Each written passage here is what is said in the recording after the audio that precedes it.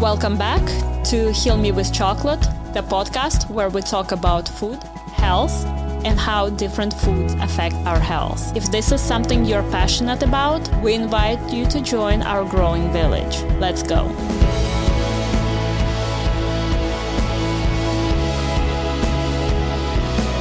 On today's episode, we're going to talk about the most important thing that makes chocolate, and that's cacao. We're going to talk about the original DNA cacao that we use in our Sinless treats chocolate and how it's different from any other cacao that there is and that other chocolate is made out of.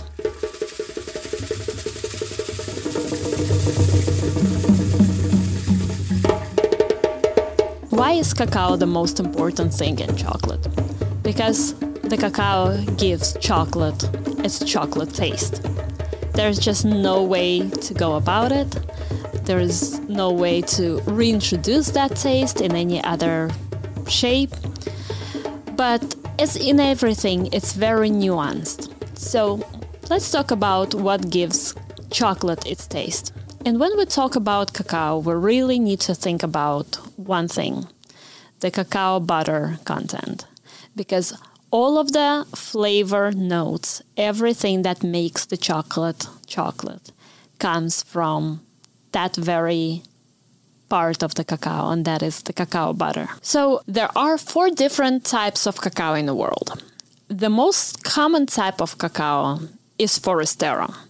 Forastero is the type of cacao that's grown all over Africa, specifically in Ghana, Ivory Coast, and Cameroon. Above 78% of the world cacao trade come from those 3 countries, and more often than not, it comes from Forastero sort of cacao. Then there is a Trinitario, which is a hybrid between nearly extinct source called Criollo, which is one of the natural sorts of cacao that was unfortunately nearly wiped out from Latin American countries due to the disease, crossed with different other types of cacao.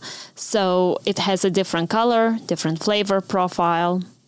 The third occurring type, more rare than not now, is Criollo. It's a white cacao. It's very interesting. That was cacao very native to Mesoamerican, to Mexico and Costa Rica and Colombia. And the 4th type of cacao, the most rare, is the Cacao Nacional, or the original DNA cacao. And when we're talking about the taste of chocolate, so that mostly comes from different notes that is found in cacao butter. So in the previous episodes, when we talked about how big chocolate companies process the cacao and make their chocolate, usually they press out the cacao butter, sell it for its medicinal purposes to pharmaceutical and cosmetic industry.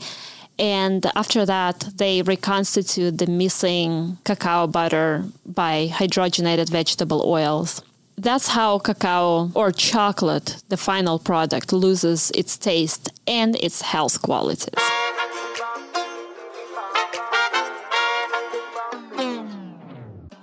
Let's talk about how that original DNA, Cacao Nacional, is different from all 3 other varieties, from Forastero, Trinitario, and Criollo. First difference is its flavor profile is very different. So if you had a chance to experience the fresh cacao fruit, means the seeds and the pulp, and you ate that in a fresh, non-dry, non-roasted way, Cacao Nacional would actually not be bitter or astringent.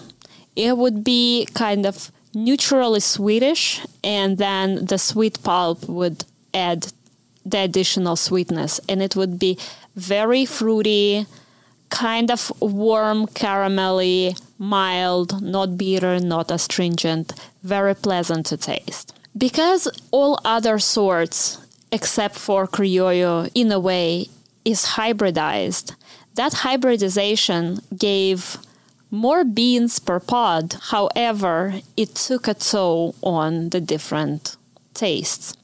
So more often than not, the most commonly grown cacao variety, which is Forastero, has more seeds, but smaller seeds. And it's very sour, bitter, and astringent. And depending on the country and soil and different fertilizers and other additives that are added to those cacao, it can have slightly different notes. More often than not, people do not prefer to eat the entire bean fresh when it's available as a fruit. Same with Trinitario. Trinitario was an effort to save the Criollo sort from extinction. And because of hybridization, the genetics of Criollo is still in Trinitario. Those are beautiful, dark purple cacao pods. But again, the taste profile is very, very challenging. So you have to add a lot of different things to make it nice tasting, desirable, and palatable.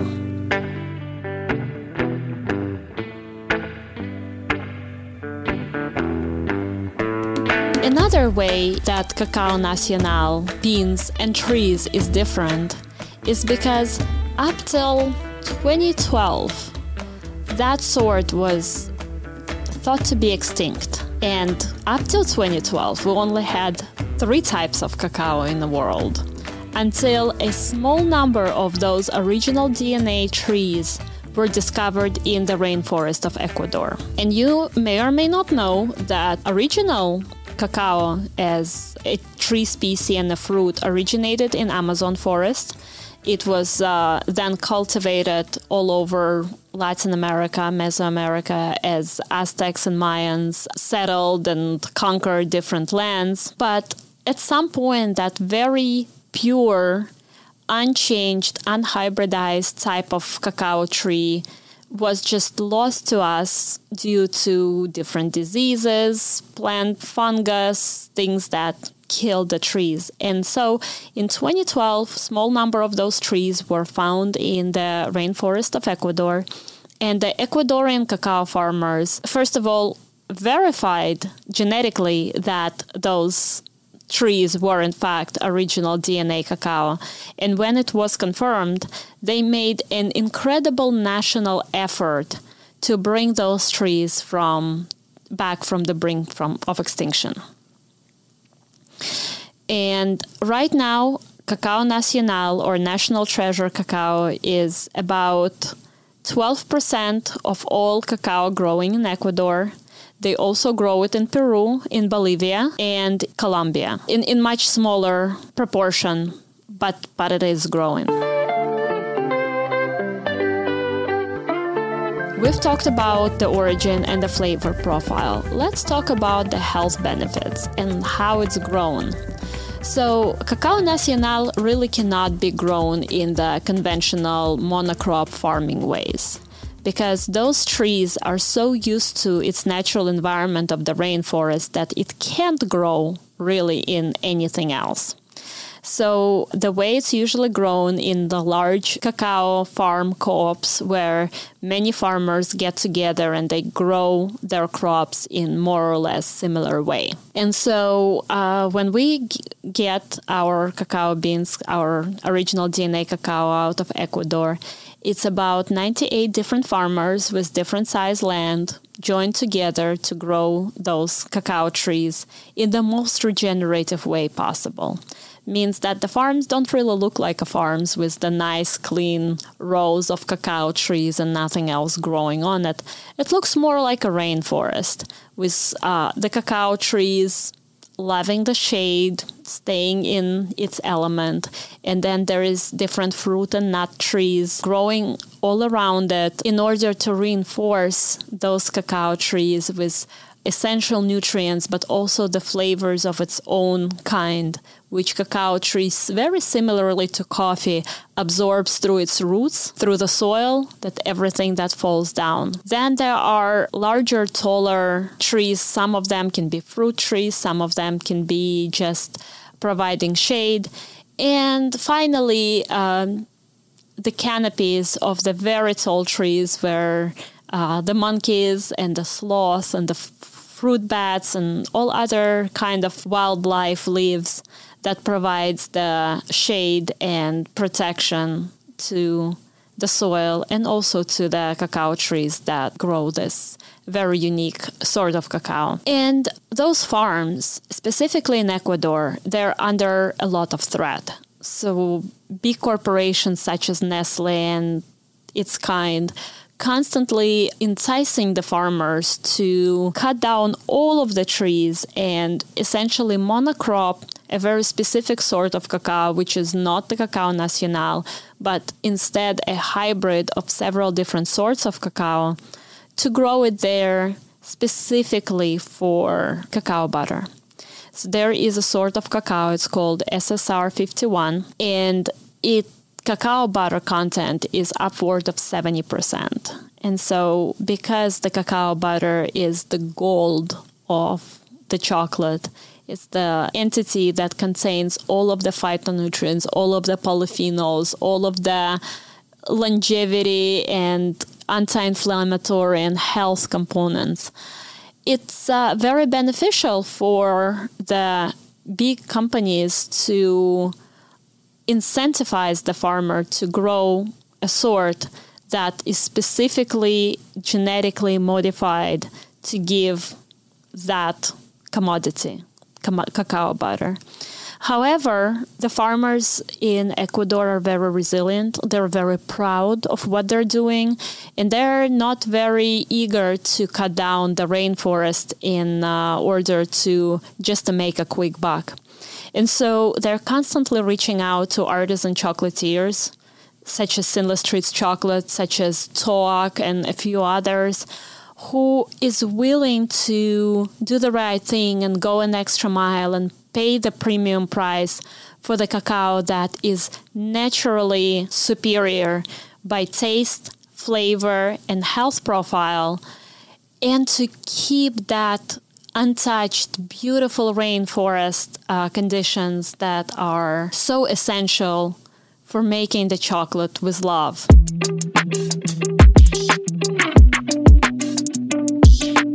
Another thing about the co-op farming is because it's a premium product, it's a rare product, it can only grow in specific conditions. The people who work on the farms are generational farmers who know the medicinal qualities of the chocolate and who is not afraid to talk about it, explore better ways, and not cut the corners. So when we go to the farms and visit it in person and go volunteer and work, we always see that it's always the families who love what they do who is there.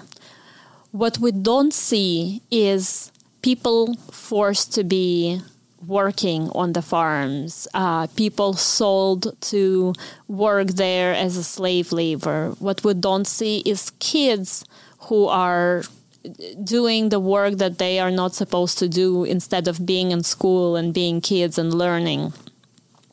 And that's very important for us, the ethical consideration. Also, what's important for us is because that original DNA cacao is so sensitive, it's so fragile, it's never being touched by any kind of pesticides or herbicides or any other chemicals. So you probably have heard about the big scandal unearthed by Consumer Report in early 2022 when a lot of very high-end dark chocolate brands had massive amounts of cadmium and lead, the heavy metals that arrest the brain development, interfere with kids' growth and development, and overall are just very detrimental to health. How did those heavy metals get there? Well, reality is when cacao trees are being monocropped on the farm and there's no other trees to provide protection and flavor and healthy soil, there is a lot of pests and diseases that want to attack those growing cacao pods. And in that case, massive amounts of herbicides and pesticides are being sprayed around those monocrop farms. And they actually look like a barren land with the trees just sticking out. I have seen those farms, and it's a very sad, very sad sight. But the components of those chemicals, specifically heavy metals, get accumulated in every part of the plants, including the seeds. And so when those seeds are being broken apart to create the chocolate, all of those heavy metals get released, and they cannot be captured, and they linger in the final product, and that is tainting the resulting chocolate with the heavy metals. Actually, when I already got into my health journey, but I haven't invented Sinless treats yet, I was still looking for somebody else who created a healthy, functional chocolate that would be great tasting and also clean by ingredients. I used to buy a lot of Lily chocolate, Lily brand, which is a sugar-free brand, which I really enjoyed at the time.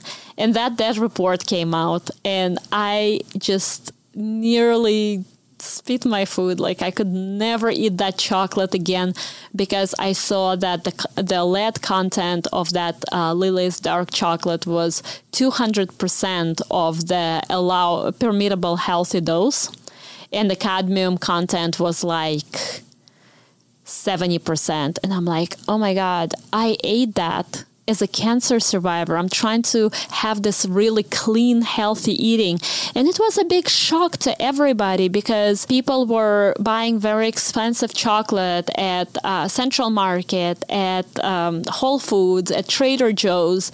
Even the brands like Hue was not spared. I think the only brand that did not show up on that list was Ghirardelli's. Personally, I have a big problem with Ghirardelli's. Not only they don't have a sugar-free option, but the chocolate they have, I don't know what they do with it, but it tastes a little sour.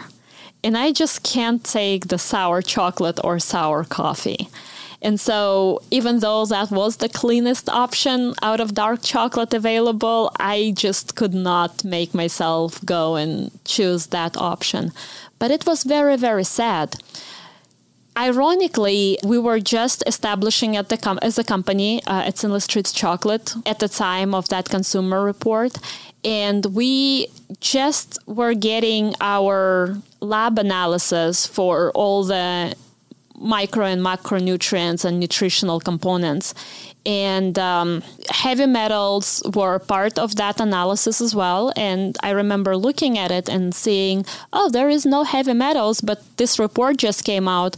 And so we called the lab again and sent them more samples and asked them to check specifically for cadmium and lead in our chocolate, and they didn't find any, which made me so relieved because we are making a metabolically friendly, sugar-free, great-tasting chocolate, and it's the chocolate that I eat every day. And so I didn't want to have a possibility of those heavy metals accumulating in my body, in my child's body, or in the body of anybody who enjoys Sinless treats as a treat or on daily basis. And so we were so relieved when we found out that we don't have that. But last time I was on the farms, I asked the farmers, I'm like, how do you do it? What is the secret about getting those cacao beans consistently so tasty and so clean? And so they told me that the secret is in the soil. Because every time we harvest the cacao pods and we get the pulp and the seeds out to ferment it, the shell of the pods is being deposited under the trees. So all of those nutrients that are in the shell that's nourishing the internal part not being used are actually not wasted, but are recycled back under the trees that can use them. Also, because there is all of those different plant species growing, it's not monocropped, it's not sprayed with anything. It creates an ecosystem which also creates very healthy soil. So if we can run a parallel with human gut and how the gut has a microbiome that protects us from many diseases and determines the outcomes of many diseases and many treatments for those diseases.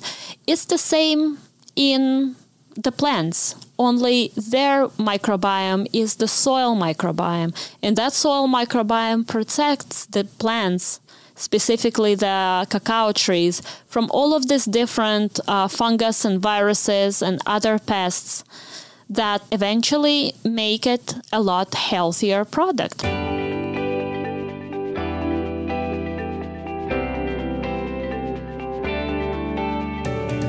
To summarize, we aim to make the chocolate from the rarest and purest cacao beans that are superior by the flavor, aroma, and taste, and they are superior because of the way it's grown. So unfortunately, there is a lot of turmoil in the chocolate market right now due to highly reduced yields of the cacao beans from Africa. That happens because those trees are not grown in their natural, most optimal growth conditions.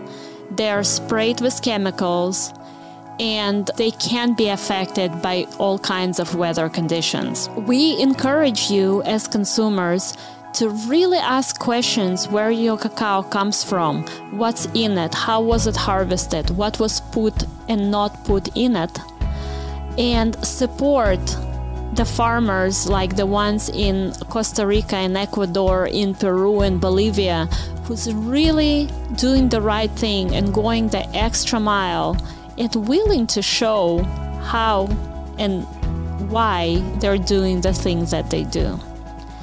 Thank you very much. Next time, we're gonna talk about bean-to-bar art of crafting healthy chocolate.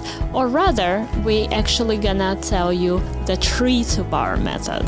So if that is interesting, come back next week. And in the meantime, stay healthy.